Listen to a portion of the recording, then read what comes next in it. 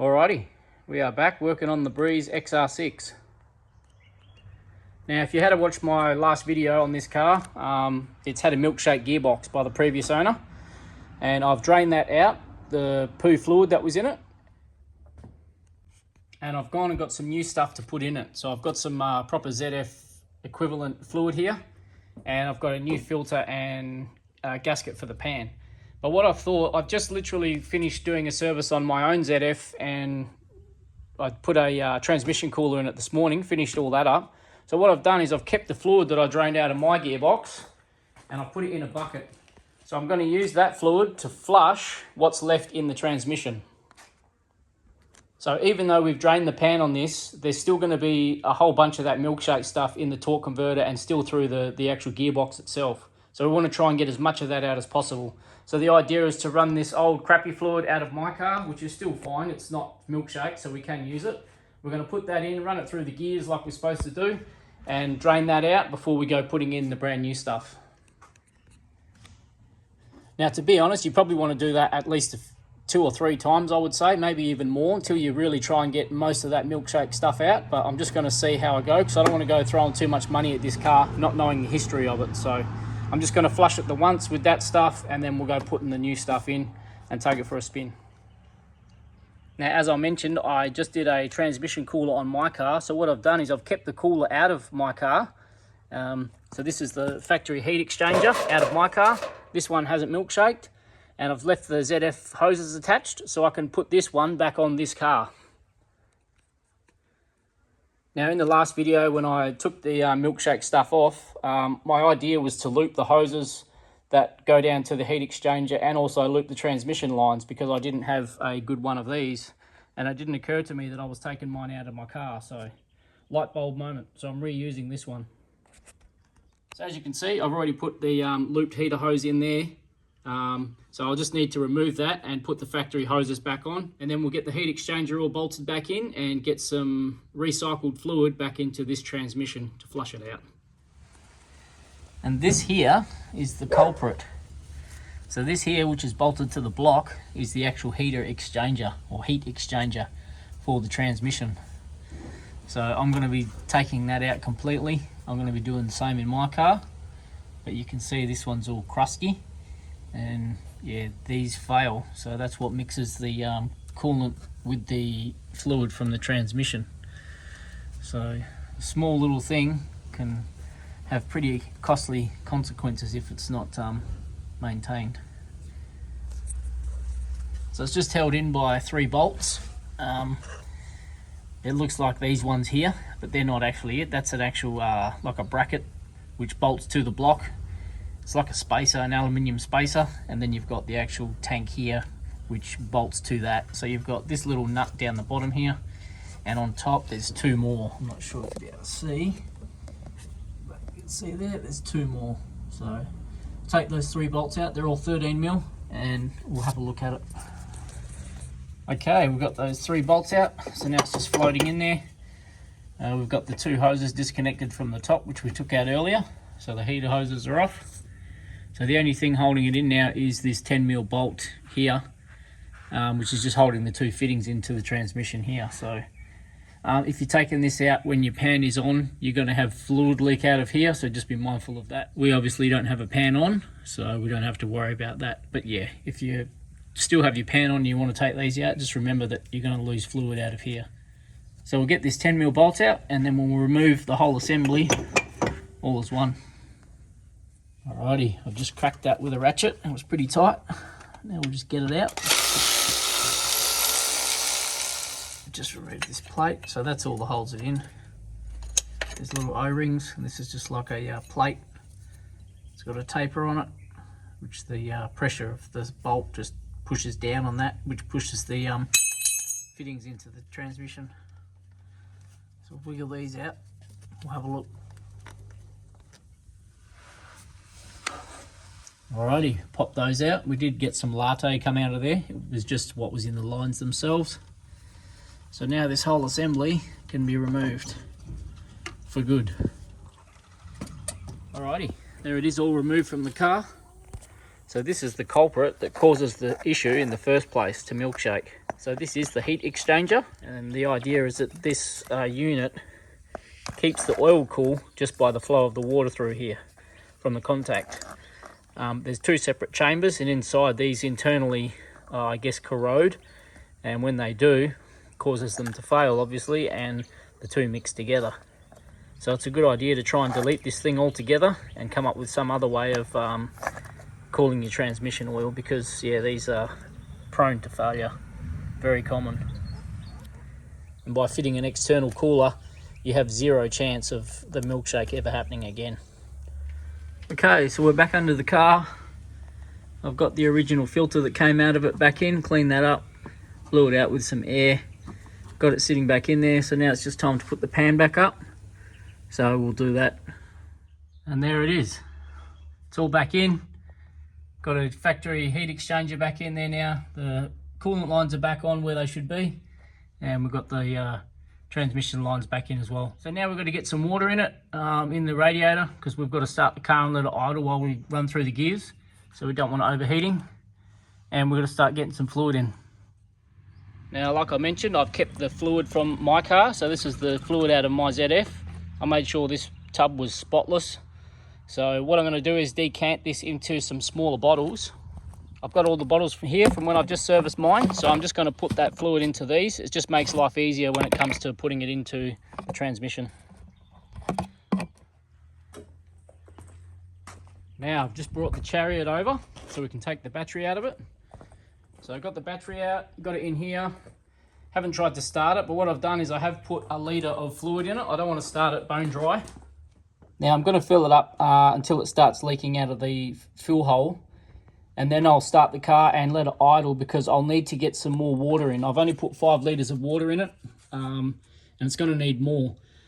I learned this lesson this morning when I did my transmission cooler. I forgot to fill up my radiator because I drained it to do heater hoses, and I forgot to fill up the radiator. And when we were doing the transmission fluid, it cooked the engine, so I had to turn it off and yeah, top it up. So don't want to do that again. So I've got to make sure I've got plenty of coolant in, or water, to start this thing as well as do this. So I'll fill it up till it starts leaking, and then we'll get it started. Now what I'm using to put the fluid in is just this little pump here, which I bought from Aldi a couple of years back. It works awesome for this. I've got a lot of hose on here because I did have my missus filling up my car. She was up the top in the engine bay, and we just fed the hose down from the top. But I'm doing this on my own, but I've just left the hose on there. But I'll just show you how it works if I can. Now I hope you can see, I'm trying to do this with one hand, but it just yeah, sucks out of the bottle. You can put it into anything you want, and yeah, it goes through really quick. Once you get all the air out of it, there it goes. It pumps a shitload of fluid in, and it's a lot easier than those stupid bottles with the pumps on the top that you get. If I had cut this hose shorter, it would have been a lot easier, but it's doing the job. So I'll keep pumping it in until it starts leaking out. Okay, it's starting to come out of the fill hole now. I'll put 2 litres in there exactly, and it just started leaking out. So I think that'll be enough to get it started, get some through the gearbox.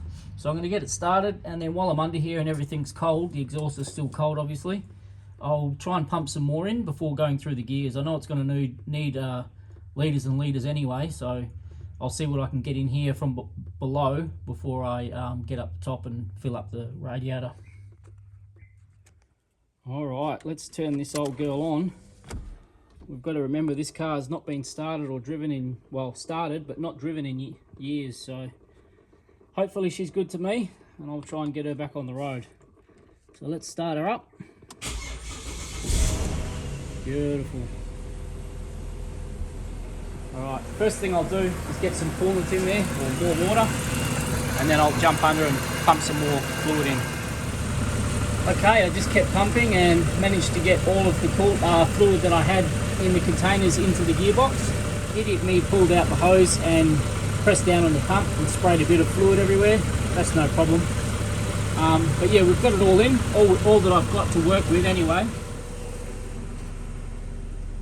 And I should be able to go through the gears now and get that through the transmission. Got to remember, I'm just using this, what I've got, as a flush. It's just to get through the gearbox so I can drain it out again and try and pick up as much of that milkshake stuff as I can. Okay, we've just put some more water in the radiator or coolant bottle. I think it's going to take more, but I'm just going to jump in now and go through the gears a bit. So we'll see what it does. Foot on the brake.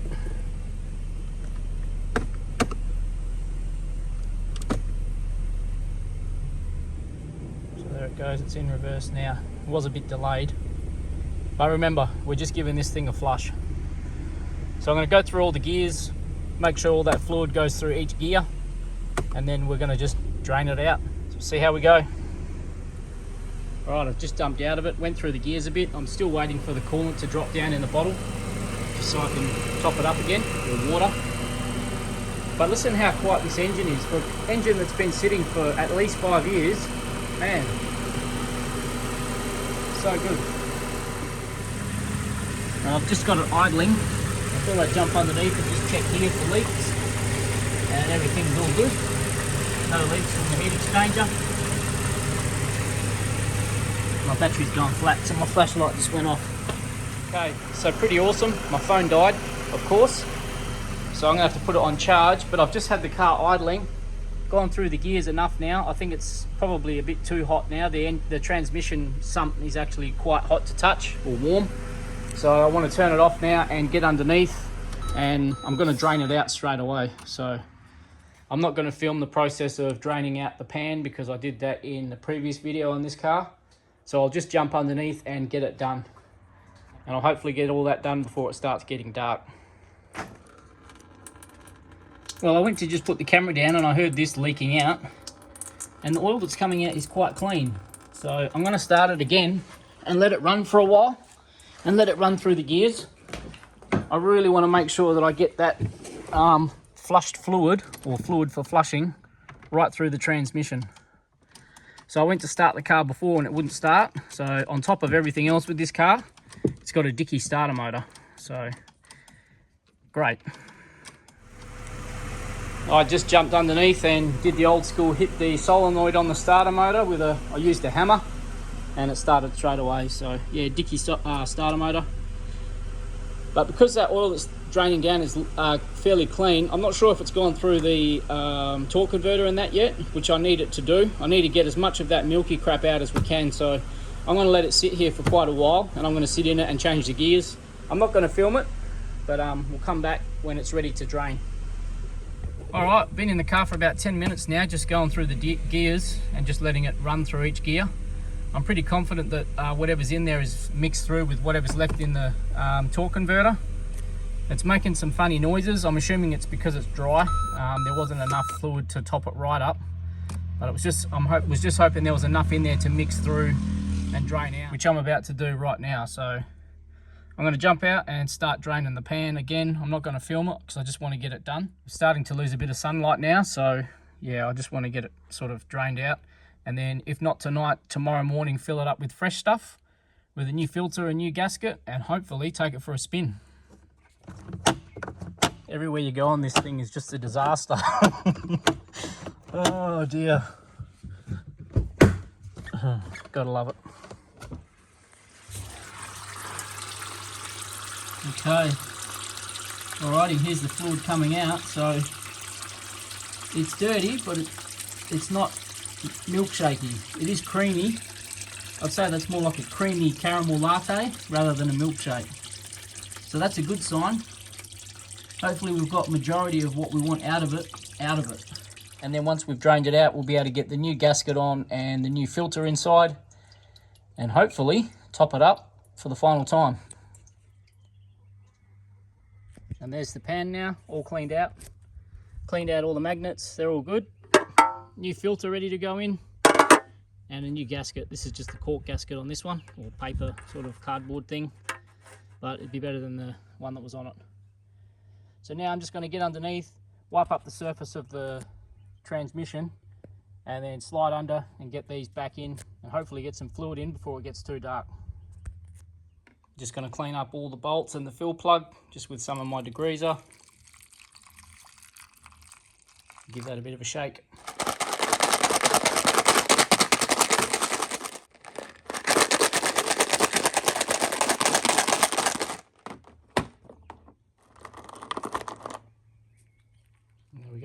they'll be good to go. That's them there. That took all of 2 minutes. So now we can jump underneath, get all this stuff back on and start filling it up. Okay, back under the car now. As you can see, I've got the new filter on. I've just given the pan another wipe out, so that's really clean, ready to go with the gasket. Got my clean bolts here, so I'm going to get this thing back together and start getting some fluid in it and maybe take it for a little test drive. We'll see. Now we've got the pan all on and we're ready for some new fluid. So I've just got the drain bung in there just loosely. I've got my little setup here, my little pump. I've cut some of the hose off because these are nice 4-litre bottles, so I don't have to piss fart around with little bottles. So I'll get some fluid in and then we'll start the car up. We'll probably try and get it in like I did before, just fill it up until it starts leaking out and then start the car. Now I'm not going to film any of this process. There is a process to get this fluid in the car properly. You really want 2 people, so someone can be in the car changing the gears while someone is down the bottom filling it up. I've got my wife coming out to help me in a second, so be with the 2 of us doing it. But yeah, we're going to get the fluid in and hopefully it's all good. All done. What a mission that was. Burnt my hand on the exhaust underneath because it's dark and can't see under there. But thank you to my wife for coming out and giving me a hand. It's all shifting through the gears nicely and no more milkshake in there. So what I'm going to do, I probably shouldn't because it's late, but I'm going to turn the compressor on, get some air in the compressor, pump up the back tyre, and I'm going to take this thing for a cheeky spin because I'm hanging to see if it changes gears. Alright, I've just got some air in that back tyre. I've just got to take the battery out of it now quickly, put it back in my car so I can move it, and then put it back in here. Like I said, I want to take this for a quick spin just to see what it does, because I'm itching to know now. Now the temp's climbed up from it sitting here idling, so I'll get it done and then we'll go for a spin. Got the Chariot moved out the way, battery's back in this. So let's start it up. I've just double checked the coolant or water, that's good enough. We are ready to test drive this thing. Here we go. It's just gone bang on 7 o'clock. Starter motor's working now. All right, here we go. Maiden voyage, and you're coming along for the ride. Let's see how we go. So we're moving. This car's not been moved, remember, in 7 years, so I don't even know how the brakes are, but I just want to test out this gearbox. That's the main thing. Just got to get over the bricks. There we go. We're moving. Holy shit. I'll get to the gate and then we'll start filming. Let's try our luck and see if the washers work.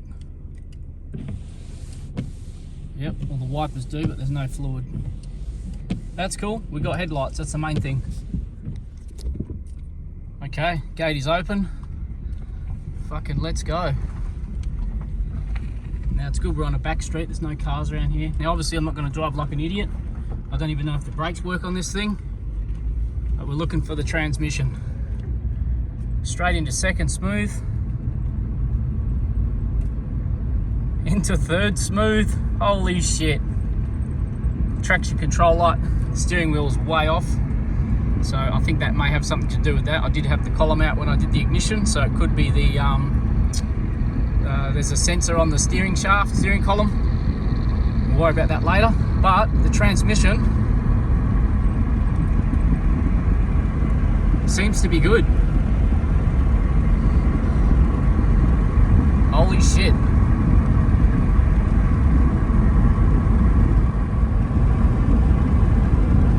Now I don't want to go too far from home.